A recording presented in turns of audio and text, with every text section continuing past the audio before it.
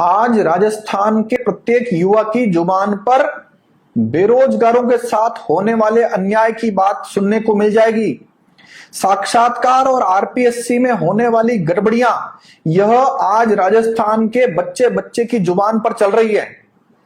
राजस्थान के प्रदेश कांग्रेस अध्यक्ष श्री गोविंद डोटासरा, जो राजस्थान के शिक्षा मंत्री भी हैं, उनके बेटे अविनाश डोटासरा, उनकी पुत्रवधू प्रतिभा पूनिया और प्रतिभा पूनिया के भाई गौरव पूनिया, उनकी बहन प्रभा पूनिया, ये सभी लोग आरएएस बन गए हैं। यह मामला टीवी पर, अखबारों में आपने खूब पढ़ लिया होगा, सोशल मीडिया पर भी देखा होगा। लेकिन श्री गोविंद डोटासरा जो कांग्रेस अध्यक्ष हैं, वो बड़े कॉन्फिडेंस से दो बातें कहते हैं। वो कहते हैं कि जब मेरे बेटे का सिलेक्शन हुआ, वह भर्ती 2016 की थी, जिसके इंटरव्यू वगैरह जो हुए वो बीजेपी सरकार के समय में हुए, और ये बच्चे अपनी योग्यता से लगे हैं। ये दो बातें कह रहे हैं, लेकिन इस दो बातों में मीडिया के कौन व्यक्ति हैं जो सवाल पूछ रहे हैं, जो मैं आपको जवाब देता हूं। वह सवाल किसी ने पूछा क्या? मैं जवाब देता हूं। अगर ये लोग वास्तव में 2016 की भर्ती में योग्य थे, तो उसी भर्ती में एक लड़की जिसने आरएएस परीक्षा को टॉप किया था लिखित परीक्षा में, उसका नाम था गरिमा, और उस योग्यता के आधार पर अगर साक्षात्कार में नंबर मिलते तो उसको नंबर 25 नहीं मिलते। अविनाश डोटासरा, जिसको योग्य बता रहे हैं श्री गोविंद डोटासरा, उनको 85 नंबर नहीं मिलते। उनकी पुत्रवधू जो प्रतिभा है, जिसके लिखित परीक्षा में नंबर उतने नहीं थे गरिमा जितने, और गरिमा को छोड़ दीजिए, वर्ष 2018 की भर्ती जो अभी 2-4 दिन पहले रिजल्ट आपने देखे, उसकी टॉप पर जो मुक्ता राव थी, उनके भी साक्षात्कार में नंबर इतने नहीं थे जितने प्रतिभा को मिले। केवल नाम प्रतिभा रख देने से प्रतिभा नहीं होता है। इस प्रतिभा का परिचय तब पता चलता है जब आप किसी नेता या राजनेता के परिवार से हो, या जज के परिवार से हो, या प्रभावशाली परिवार से हो।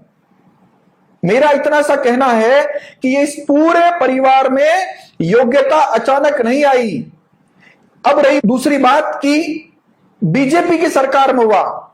आपकी जानकारी के लिए, बीजेपी और कांग्रेस तो हमारे लिए है, इन लोगों के लिए कभी बीजेपी कांग्रेस नहीं होता। जब सरकार बीजेपी की हो तो कांग्रेस वालों के काम धड़ल्ले से होते हैं, और जब कांग्रेस की सरकार हो तो बीजेपी के काम धड़ल्ले से होते हैं। आप सोचिए, बीजेपी की सरकार में गरिमा जो लड़की थी, जिसके लिखित परीक्षा में सबसे ज्यादा नंबर आए थे उस एग्जाम में, उसको 25 नंबर मिलते हैं, और बीजेपी की सरकार में योग्य अविनाश डोटासरा को 85 नंबर मिलते हैं। तो यह बात अगर गोविंद डोटासरा जी कह रहे हैं तो यह जनता को भ्रमित करने वाली बात है। दूसरी महत्वपूर्ण बात यह है कि गोविंद डोटासरा के पुत्र के ससुर श्री रमेश चंद्र पूनिया, जो चूरू जिले में जिला शिक्षा अधिकारी के पद पर कार्यरत हैं, उनका जन्म 1961 में हुआ। 1993 में वो हेडमास्टर बन गए थे। हेडमास्टर मतलब राज्य सेवा के सर्विस के अधिकारी है। जो हेडमास्टर का मतलब होता है कि वेतनमान की उच्च श्रृंखला वाले व्यक्ति। उनकी पुत्री प्रतिभा पूनिया, जो आज अविनाश डोटासरा की पत्नी है, उसके अलावा एक बेटी उनकी प्रभा और एक बेटा उनका गौरव, तीनों को 80-80 नंबर मिलकर तीनों लोग आरएएस परीक्षा में चयन हो गए। इन तीनों का चयन अगर आप मार्कशीट देखेंगे तो उस मार्कशीट में जिस कैटेगरी से इनका चयन हुआ है वह है ओबीसी।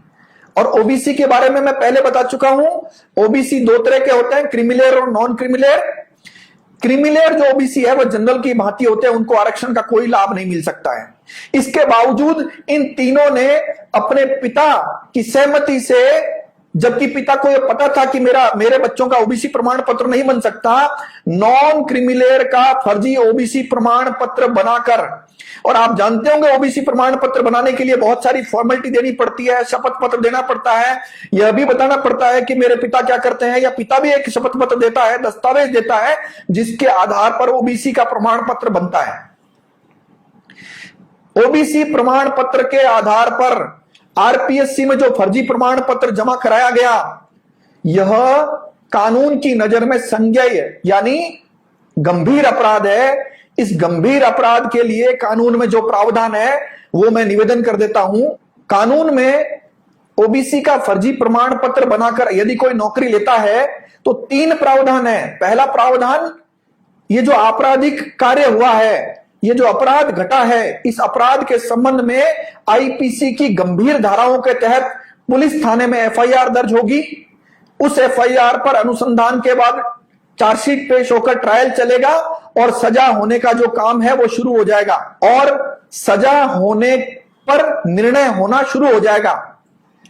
दूसरा काम इसमें यह है कि जो लोग आरएएस में चयनित हो चुके हैं या आरएएस बन चुके हैं उनको बर्खास्त किया जाएगा। और तीसरी बात यह है कि सरकार से अगर उन्होंने फर्जी प्रमाण पत्र के आधार पर नौकरी प्राप्त कर ली है तो सरकार उनसे वेतन जो लिया गया है सरकार से, वो उसकी वेतन वसूली भी करेगी।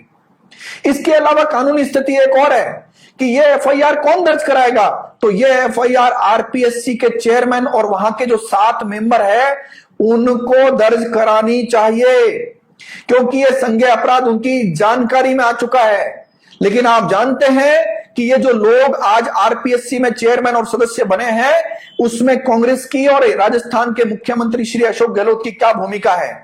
हम जानते हैं कि ये लोग पूरी कोशिश करेंगे इन लोगों को बचाने की, लेकिन अगर ये बचाने की कोशिश करते हैं और एफआईआर दर्ज नहीं करते हैं तो कानून जानने वाले जो लोग मुझे देख रहे हैं या जो वकील मुझे देख रहे हैं, जो मजिस्ट्रेट, जज और अन्य लोग मुझे देख रहे हैं, उनको यह पता है कि अगर ये कानून के अनुसार काम नहीं करते हैं तो फर्जी ओबीसी प्रमाण पत्र बनाने वाले, बनवाने वाले और आरपीएससी के वो लोग जो इनको बचाने की कोशिश करेंगे या एफआईआर दर्ज नहीं कराएंगे, इन सब के खिलाफ कॉग्निजेबल ऑफेंस की एफआईआर भारत का कोई भी नागरिक दर्ज करा सकता है।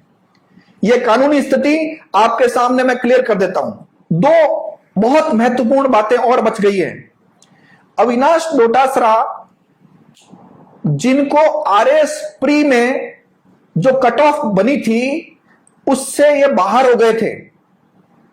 हाई कोर्ट के इंटरिम ऑर्डर से इनको मेन परीक्षा में शामिल किया गया था और मेन परीक्षा में शामिल करने के बाद ये जब आरएएस बने तो हाई कोर्ट ने वह निर्णय इनके खिलाफ दिया और यह तय करके कहा कि आरक्षण का लाभ प्री मेन में नहीं मिल सकता। आरक्षण का लाभ फाइनल मेरिट जब बनेगी उसमें यदि आपके नंबर जनरल से ज्यादा होते हैं तो कुछ विशिष्ट परिस्थितियों में ही आपको जनरल सेक्शन में जाना होगा।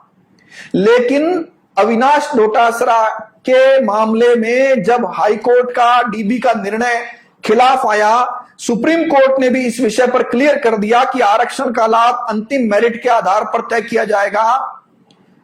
तो हम जब कोरोना चिल्ला रहे थे, राजस्थान की जनता, देश की जनता मारी जा रही थी, उसी दौरान चुपके से रिक्रूटमेंट रूल्स में गोविंद डोटासरा जी ने और श्री अशोक गहलोत ने रूल्स में संशोधन करते हुए बैक डेट से, ये पहली बार सुन रहे होंगे आप, रेट्रोस्पेक्टिव प्रभाव डालते हुए उन्होंने लिखा है कि ये जो रूल्स में हम संशोधन करते हैं, जिसकी जानकारी राजस्थान के शायद किसी नागरिक को नहीं होगी, उन रूल्स में संशोधन करते हुए कहा कि पिछली 2-3 भर्तियां उन पर भी ये संशोधित रूल्स लागू होंगे। ये सारे जो रूल्स संशोधन कोरोना काल में किए गए हैं, मुख्यमंत्री अशोक गहलोत ने जो काम किया है वह अविनाश डोटासरा की नौकरी बचाने के लिए किया गया है। हालांकि ये रेट्रोस्पेक्टिव रूल्स काम नहीं आते हैं, ये कोई प्रभाव नहीं रखते हैं कानून में। हाई कोर्ट का फैसला, डीबी का फैसला, सुप्रीम कोर्ट का फैसला और कानून में, संविधान में इस विषय पर जो कानूनी स्थिति है उसके अनुसार अविनाश डोटासरा की नौकरी भी फर्जी है।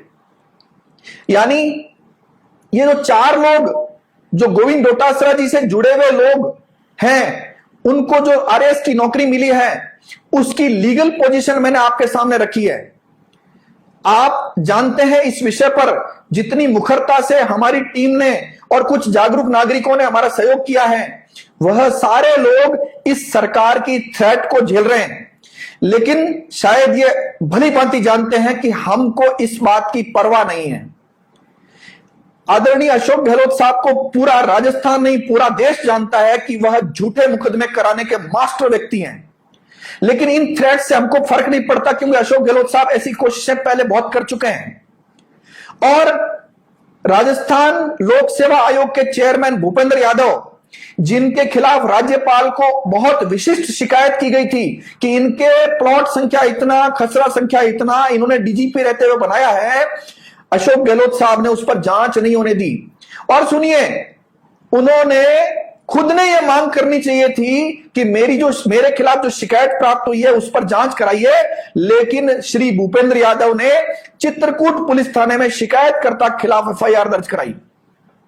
आप बताइए, कोई ईमानदार व्यक्ति को जांच कराने से क्या आपत्ति हो सकती है? लेकिन अशोक गहलोत साहब को और आरपीएससी चेयरमैन श्री भूपेंद्र यादव साहब को, दोनों को जांच कराने से आपत्ति थी। लेकिन आज राजस्थान का हर युवा यह मांग करता है इस पूरे मामले की बड़े स्तर पर हाईकोर्ट जज जो करंट में है या सुप्रीम कोर्ट जज करंट में है, उनसे न्यायिक जांच कराई जाए ताकि दूध का दूध पानी का पानी हो सके।